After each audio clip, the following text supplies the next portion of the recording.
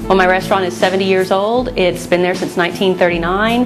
Obviously, when it opened, it was during World War II, and so it's seen every generation since then. It's got a lot of stories to tell, and then for the last 15 years, it's told my story. America seems to really be a society that's just gravitating more and more to eating away from home. And although I own a restaurant, I love to suggest to people that they stay at home for a night or two and eat at home. And I'm a real big believer. We do it in my own family, and I own a restaurant. People are always asking, do you eat here a lot? And we really don't. We really enjoy the time as a family at home. This atmosphere is brought into the restaurant, and it just inspires people so much. They leave there and they're like, what is it about that place? Why do we love going there? And it's not just about the food, it's about a way of life. And that's really what I'd like the show to represent is, a way of life, especially in these hard times, whenever, you need to be looking out for the bottom dollar. Hi, this is Real Deal Meals, and I'm Dawn Welch. And Real Deal Meals is about cooking great meals within a budget, large or small. We're going to get started first with the Peach Cobbler. I found some peaches on sale at the grocery store, so I'm always looking for a sale. I love to use peaches that are in a light syrup. We're going to go ahead and strain out a lot of the juice. You want a little bit of juice. You want to dump those in here. Usually I only use about one layer. That's what we're going to do in this case, because we always make it the way I like it at home, and the rest of the people have to suffer. I always try to keep the peach juice. There's no reason not to keep it. One of the things I love to do is take the peaches and throw them in a blender with some vodka and some ice and chill it up, and I've got an instant drink with a great flavor to it that I would have normally just thrown away. So we're going to use 1 cup of flour.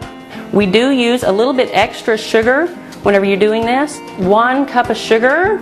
So I usually use about, maybe a 1/4 cup more. And then comes the messy part. You're going to put in the butter, and you're going to mix that up.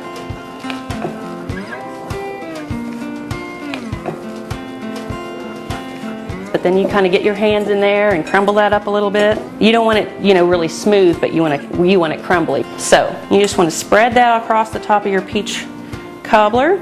In my restaurant, it's amazing because everybody wants to have this recipe, and I try to tell them the recipe, and they get really surprised when it's such an easy, basic topping. They think that I'm holding out on them some secret, but really I'm not. The secret is it's easy. So then you're just going to pop that in the oven, and you're done. This is it. We're just going to bake this. The oven's going to do the rest of the work. We're going to get started on our chicken fried pork special with our creamy bacon onion mushroom sauce. Get to the refrigerator and get our pork cutlets. Go ahead and grab the buttermilk while we're here. Okay. I like to use the pork cutlet because it's a little bit cheaper. This is why this always made a lot of noise at the cafe. If I was really mad and upset because I would make more noise. I would just, make it impossible. Now we've got to, like a little Christmas present, we've got to figure out how to get this unwrapped here. Stuck together pretty good. We're going to get our buttermilk poured in here. Straight buttermilk, I don't use anything else. If I don't happen to have buttermilk at the home, I may use an egg and milk mixture. I may use an egg and just whatever I get it wet with. We've got all-purpose flour here. We're just going to scoop about 2 cups of that in here. You don't want to use near as much cracker meal as you do flour. Put about 3/4 cups of that in there. We're going to add some pepper to that. Go ahead and put your garlic in there. I love garlic, so I use a lot of garlic. And then I just get dirty with my hand. We're just going to mix this up here because we're going to get really dirty here in a second.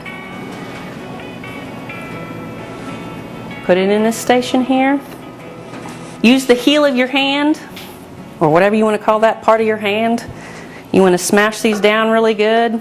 My husband hates it when I do this. He only likes to eat it. He doesn't like to clean up after it. That's for certain. The kids, on the other hand, they like the mess. So I like to cook these right in the middle of all the heat. So I just really do them one at a time and then keep them hot in the oven. So you're going to obviously add butter as you go along because a lot of the butter is going to stay on your steak. We're going to go ahead and start our sauce. I always like to freeze my bacon just a little right before I'm going to use it, and that's what helps when you have a little bit of freeze on your bacon, because it just slices through that meat a little bit easier. Not much excitement to cutting of the bacon. You can kind of tell on your pork cutlet whenever it's ready to be turned over, because it's got a little curl on around the edges of it. See, that's the point of just doing one at a time. If you spread them all out and try to do them all at once, it doesn't get that nice even crisp that you want. You can easily store these in your oven on low heat while you're finishing off your sauce.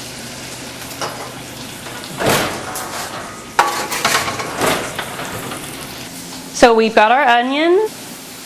We're going to go ahead and do that next. You just want to dice your onion up into pretty small little chunks.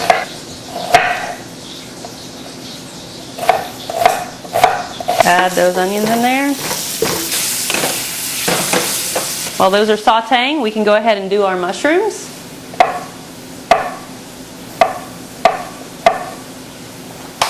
Don't get real picky on your mushrooms. I just use button mushrooms. Use whatever mushrooms you have. Again, that's one of those things, when you go shopping, buy what's cheap. The other day I went to the grocery store and it was cheaper to buy the sliced mushrooms. I mean, that just took one step out of my day. So there we go. Of course, I chopped them up even better. Okay, so add that to there. Okay, we're going to give this a stir. And this is going to saute for about 2 to 3 more minutes. Again, you don't have to measure these things. Certainly go to the website, realdealmeals.com, and look at the recipes. Use it as a guide. I always add cayenne, just a little bit, just to have that little bit of heat on there. Adding the milk first and then the gravy mix keeps your gravy mix from clumping.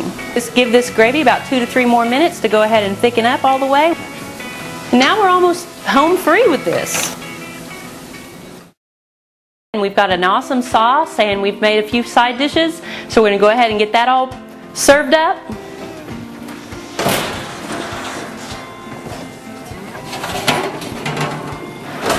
Get our pork out of the oven. Got us some green beans. It's a great time of the year for those.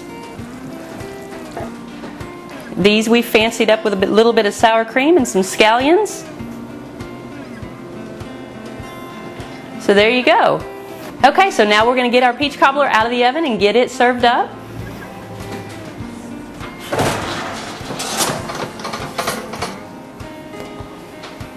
There you go. That's what you want to see, a nice crispy brown topping. Take a nice big scoop right out of the center.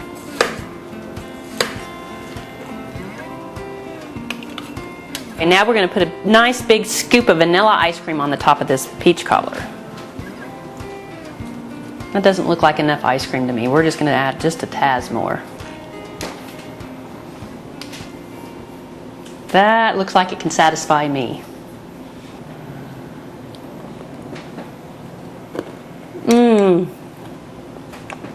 It's just delicious.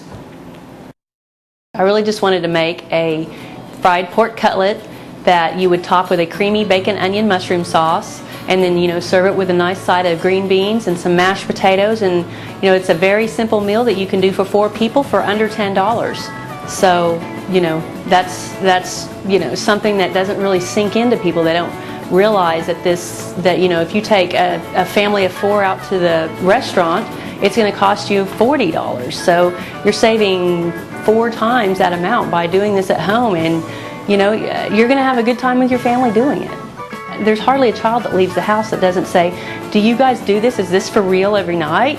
And no, maybe not every single night we do this, but most nights, yes. And our children are so used to us sitting down and we entertain each other at the table. It's not like we're all just sitting there digging in. We're actually entertaining one another and talking about our days. Usually my son gets up and serenades us with his guitar at the end. Maybe my daughter does her cheer that she's really proud of that she learned at cheerleading practice. There's just so many things that happen. And that's what makes the magic.